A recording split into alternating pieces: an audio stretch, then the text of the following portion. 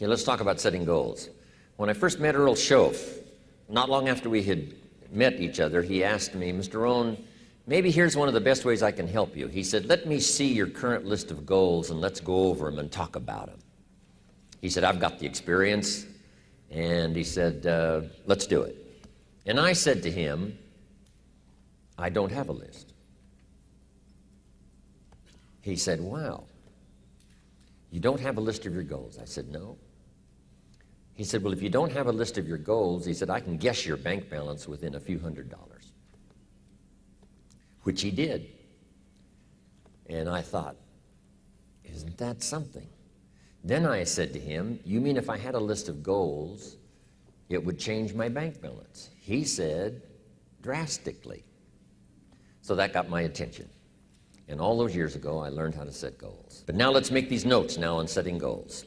The promise of the future is an awesome force.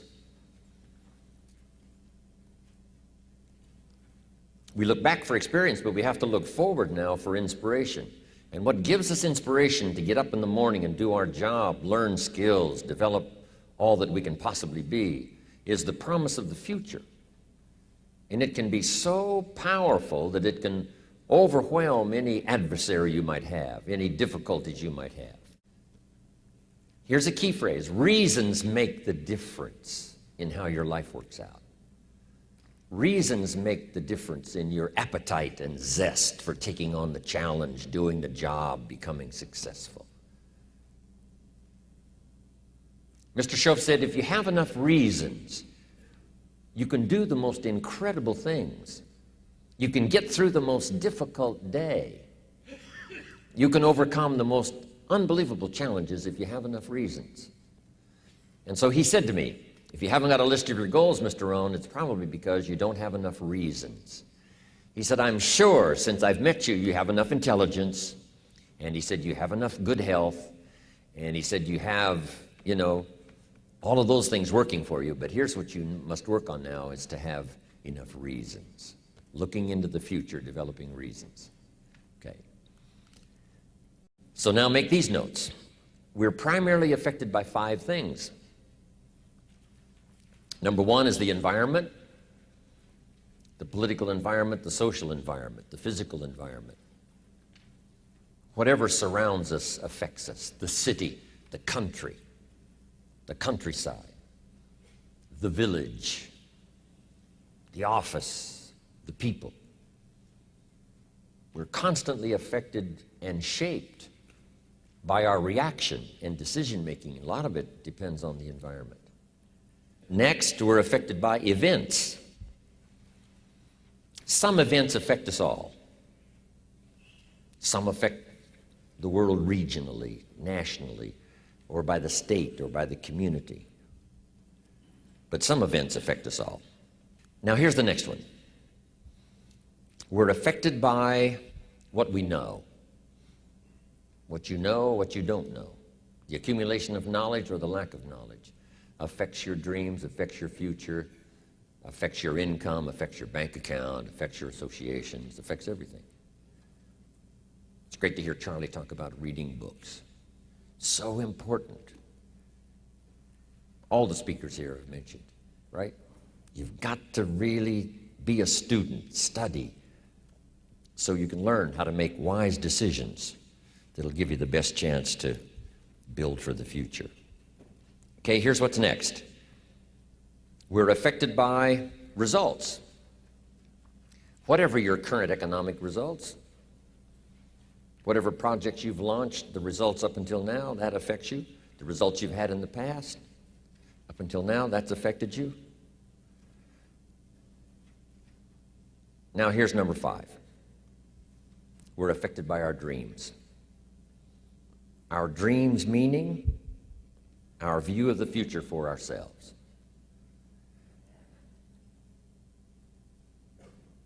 Now here's a note to make. It's important to make sure that the greatest pull on your life is the pull of the future. Now we talked yesterday about reviewing the past, which is fine, but we're not to live in the past. Some people let the past pull them back, pull them back. The past can be like gravity if you let it to pull you back. Not just to think about it to get advice from mistakes to carry on for the future, but some people live in the past. They live in the darkness of the past. They live in the mistakes of the past. They live in the discouragement of the past. They didn't make it, and that affects them for the rest of their life, living in the past. So we don't want the future, the past, to pull us back, to live in the past, and all other kinds of things that affect us. It's going to affect us to some extent, but not to the extent that we should be affected by the future. So make this note: dreams and goals can become magnets. Dreams and goals can become magnets.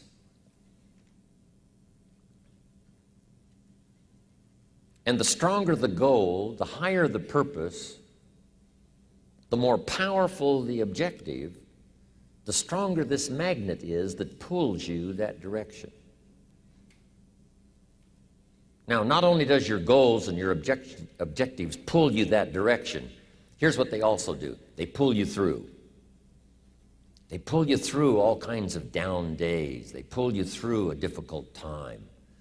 It'll pull you through some winter of your life. Some people get lost in the confusion of the day simply because their goal is not bright enough to pull them through. Next, it's goals that drive us to take advantage of the spring. Why would the farmer put the plow in the ground in the spring if he couldn't see the vision of the harvest when the summer is finished? Is it possible to see the finished harvest? And the answer is yes. We do that simply by faith. Key phrase: faith is the ability to see things that don't yet exist. And that's how things exist. How did this hotel get here? Someone saw it while the property was vacant. You say, well, is it possible to see this hotel when it isn't here? And the answer is yes, of course. If somebody cannot see it when it is not here, then it will never be here. So it's possible to see things that don't yet exist. Interesting. So have you got that now?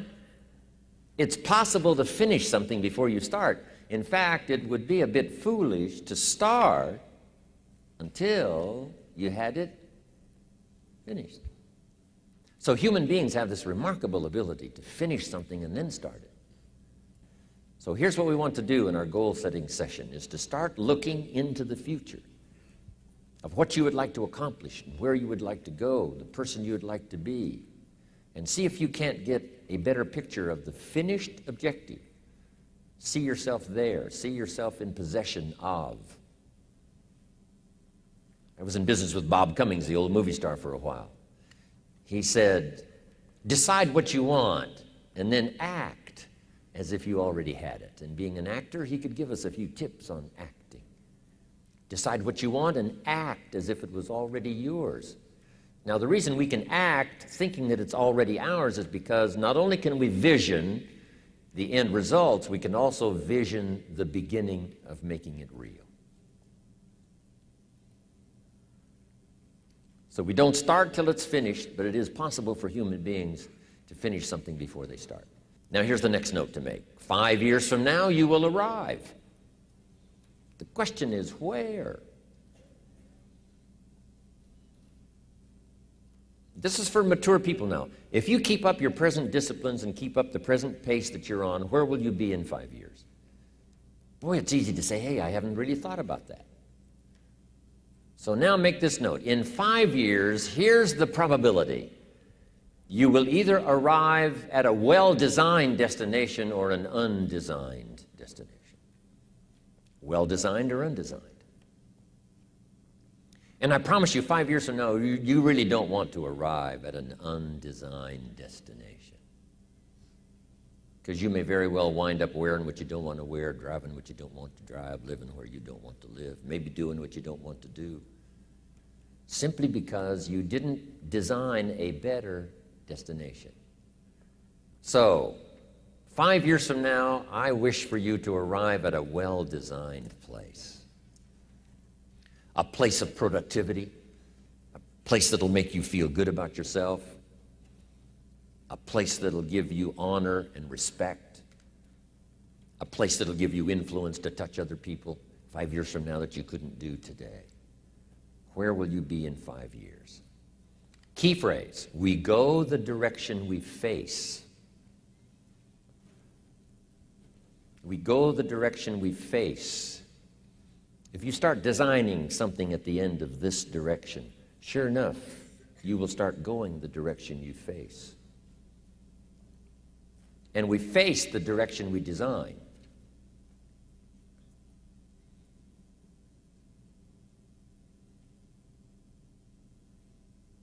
Next phrase, direction determines destination. Destination is not determined by hope. It's not determined by wish. Destination is determined by direction. You cannot change destination overnight. You cannot change destination overnight. Which means you can't arrive at a 5 years from now place tomorrow. But here's what you can change today and overnight. You can change direction. It's only a small journey to a new direction. Guess how quickly you can change your health? By starting to eat an apple a day. Mama said an apple a day keeps the doctor away. Let's say you've been ill long enough and you've had health problems long enough and you say, that's it. That's over. I'm going to now start a program. You don't have to really revolutionize your whole health life. Just start with an apple a day. You say, well, is it that simple to change your health life? And the answer is yes. The key is just to start. You know, you pick up a book on good health, and you get halfway through the book, and it says, now, dear reader, set this book aside, fall down on the floor, and see how many push-ups you can do. And then it goes on to say, and if you have not done that, why not give this book away? It looks like you're not going to do it. Come on, you don't have to radically do something. You can gain momentum and make changes as you go. Just start. Here's what happens when you start a new direction. Self-esteem starts to accelerate. It doesn't take much for you to feel good about yourself. Just commit it to a new direction and you feel good. That's how easy it is to change your life. You don't need some dramatic vision. Just begin something. And maybe by health or by whatever other things we can think of to do, you just get back on a better track. Okay? It's a small journey to changing direction. And by the time we finish our workshop right after lunch, I think you're going to have a concept of how powerful it can be, not only how easy it can be, but how powerful it can be to change every part of your life for the future.